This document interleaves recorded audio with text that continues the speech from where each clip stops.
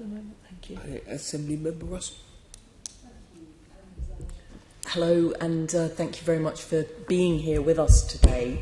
I just want to go back to the, as a kind of opener for my main question, to the idea or the concept of institutional corruption, because that seems to be something very clear that the panel has found, that there are failings that don't automatically fall into the definition of corruption, but when those failures cannot reasonably be explained as genuine error and indicate dishonesty for the benefit of the organisation, in the panel's view, they amount to institutional corruption.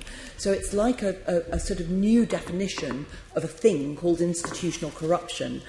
And I just wonder whether you consider that that idea, that new concept of institutional corruption, is useful in understanding what's happened here, but also in understanding the actions that need to be taken going forwards. I do absolutely agree. Absolutely, I think the panel clearly defined its.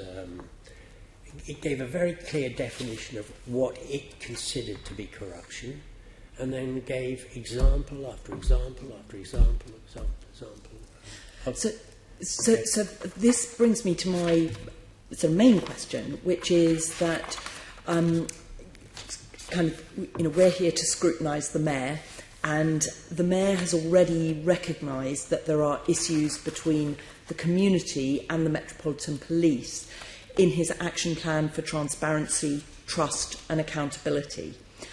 Now this recognition of the Mayor's primarily came about because of a lack of trust, particularly within the black and minority ethnic community, and all the kind of work around Black Lives Matter.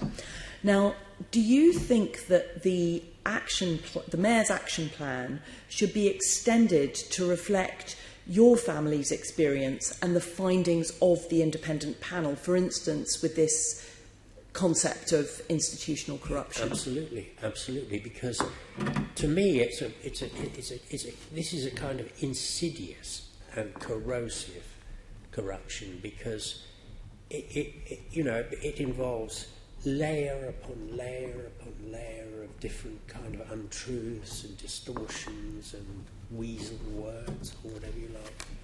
And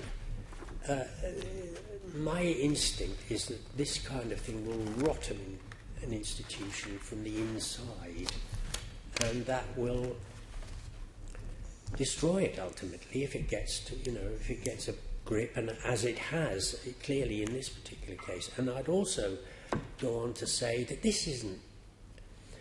I would say institutional corruption.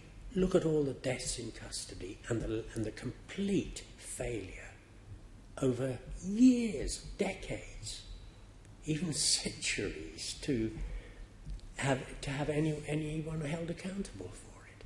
Mm-hmm. I've described that as a form of institutional corruption. Yep. I would describe, in my view, racism is a form of corruption. You could call it a form of corruption because it's a deviation from the constable's oath to police without fear or favour.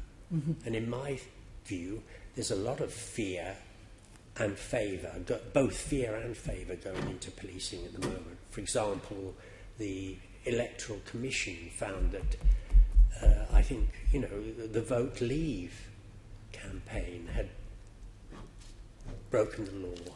No investigation there, That takes us into a whole extra bit of territory. Yeah. I'd argue that people thank from you for your Vote Leave, answers. I'm going to give it back to the chair.